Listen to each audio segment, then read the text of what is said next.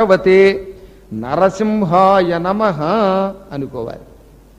ఇదే వరాహ యజ్ఞం జరిగింది. ఆ వరాహస్వామికి తిరుపతిలో యజ్ఞం చేస్తుంటారు, మీరు ఎప్పుడన్నా చూడండి. వరాహ యజ్ఞం అని బ్రహ్మోత్సవాల్లో కూడా చేస్తారు. అప్పుడు ఓం భూహు భగవతే వరాహాయ నమః, ఓం భూహు భగవతే వరాహాయ నమః ఈ మంత్రం అనుకోమన్నారు. ఇదే శివాలయంలో శివయాగం జరిగింది, రుద్రయాగం జరిగింది. అప్పుడు ఓం నమో భగవతే రుద్రాయ, ఓం నమో భగవతే రుద్రాయ అనుకోవాలి. ఈ మంత్రం చెయ్యాలి. గణపతి హోమం చేశారు ఎక్కడో చోట.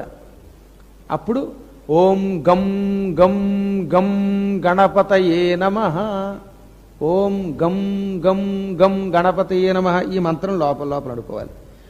ఇదే అమ్మవారి గుళ్ళో దసరాల్లో యజ్ఞం చేశారు. ఏ శ్రీచక్ర హోమమో చేశారనుకుందాం మన వాళ్ళు. ఆ శ్రీచక్ర హోమం జరిగినప్పుడు, అంబికా హోమం జరిగినప్పుడు ఏమనుకోవాలి? అప్పుడేమనుకోవాలి?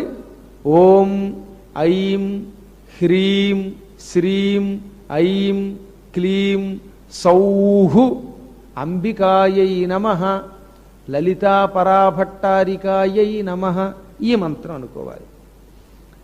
ఇంకా కొంతమంది సుదర్శన యాగం లాంటివి చేస్తారు. అప్పుడు ఏమనుకోవాలి? సుదర్శన యాగంలో ఓం, ఇది కొంచెం ఇంపార్టెంట్. సుదర్శన యాగం చాలా చోట్ల జరుగుతుంది ఈ మధ్యన.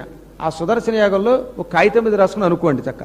ఓం కం టం పం శం వైనతేయ ఖం ఠం ఫం షం గదానుజ, ఓం గం డం బం సం పుష్టిమంత్రో, ఓం ఘం ఢం భం హం శ్రియై నమః ఈ మంత్రం అనుకోమన్నారు. ఇదేదో మా వల్ల వదండి బాబు అనుకుంటే అప్పుడు ఇంకేమీ లేదు. ఓ దండం పెట్టి, ఓ దండం బాబాయ్, బాబాయ్యా దండం బాబాయ్యా అనుకోండి చాలు. ఇది అక్షరం లేని వాళ్ళు, చదవలేని వాళ్ళు. ఇవన్నీ పాప అందరూ ఇలా రాసుకోలేరు కదా. ఎందుకు వచ్చిందని ముఖం ముట్టముట్టలాడించుకొని రాసుకోకుండా మేము చదవలేమనుకున్న వాళ్ళు ఒకటే మాటిగా ఓ నమస్కారానికి, నమస్కార ప్రియ, ఆయన సంతోషం పడిపోతాడు ఒక్క నమస్కారానికి. కనీసం ఓంకారమునైనా అనుకోండి. ఎందుకంటే ఓంకారం త్రిమూర్త్యాత్మకుడైన పరమాత్ముడిని మనలో వేదస్వరూపుణ్ణి నింపుతుంది కనుక. మానవుడి ఈ నియమాలు ఎందుకు పెట్టాడంటే జీవుడిలో బుద్ధి, అహంకారం, మనస్సు, శబ్దం, గుణం, వాయువు, రూపం, రసం ఇవన్నీ కలిసి ఉంటాయి. ఇవన్నీ శుద్ధి అవ్వాలంటే ఆ యాగం జరిగినప్పుడు ఆ యాగమునకు సంబంధించిన మంత్రం అనుకుంటే ఈ లోపల ఉన్న జీవ బుద్ధి అహంకార మనశ్శబ్ద గుణవాయు రూపరసాదులు శుద్ధి అవుతాయి. అప్పుడు వాడికి బుద్ధి బాగుంటుంది. బుద్ధి బాగుంటే దుర్బుద్ధి రాకపోతే అప్పుడు సమస్త ప్రాణులలో దేవతలే కనపడతారు. అప్పుడు మనకి ఎవరి మీద ద్వేషం ఉంటుందా? ఎవరి మీద మనకు కోపం ఉండదు. ఎవరిని శాశ్వతంగా శత్రువుల్ని చెయ్యం, మిత్రులు లేదు, అంతా పరమాత్మే. అప్పుడు ఎవరి మీద కోపం రాదు. అప్పుడు వాడికి మోక్షం వస్తుంది. అదనమాట. ఏమో ఏ జన్మలో పాపం చేసామో ఈ జన్మ ఎత్తాం, ఇక్కడ సుఖమో దుఃఖమో పొందుతున్నాం. సుఖం పొందినా దుఃఖం పొందినా మానవ జీవితం ఎప్పటికైనా నశించేదే. ఇది దుఃఖభూయిష్టమే. ఎంతటి వాడికైనా ఏదో చిన్నో చెతకో ఆపదలు వస్తున్నాయి పోతున్నాయి, సుఖాలు వస్తున్నాయి పోతున్నాయి. చిట్ట చివరికి ఈ శరీరం విడిచిపెట్టక తప్పదు. మళ్ళీ ఇటువంటి దౌర్భాగ్యపు జన్మ రాకుండా చేసుకోవడానికి, సమస్త ప్రాణులలో పరమాత్మని చూచి ఆనందించడానికి అదిగో ఈ మంత్రములను ఆ యజ్ఞ సమయములలో దేవాలయములలో అనుష్ఠానం చెయ్యాలి.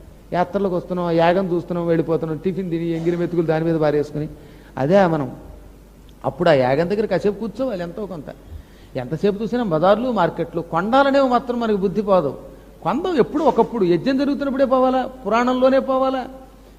మన శరీరం పోవాలనుకోవాలి కానీ దిక్కుమాలను కూడా ఇవన్నీ చెప్పనివ్వండి. పునర్మూషికో భవ, ఈ మానవుడికి లోపల ఒక దిక్కుమాల బుద్ధి ఉంటుంది, అది మాత్రం తేలిగ్గా పోదు. వాడు చెప్పాడు అది అనేక జన్మల సంస్కారములు. అది ఉల్లి ఉల్లే. ఎంత గంధం జలంతో అభిషేకం చేసినా, గంగా జలంతో అభిషేకం చేసినా, ఎంత ఉడకబెట్టినా ఉల్లి ఉల్లే, మల్లి మల్లే, తల్లి తల్లే, బల్లి బల్లే, గల్లీ గల్లే, జేబు చిల్లి చిల్లే. అంచేది ఇవంతే. మారాలంటే కొంత ఎంత సాధనో చెయ్యాలి. ఈ ఉల్లి జన్మ నుంచి ఇంకో జన్మలోకి వెళ్ళాలన్నమాట. వచ్చే జన్మలో మళ్ళీ జన్మలోకి వెళ్ళాలి.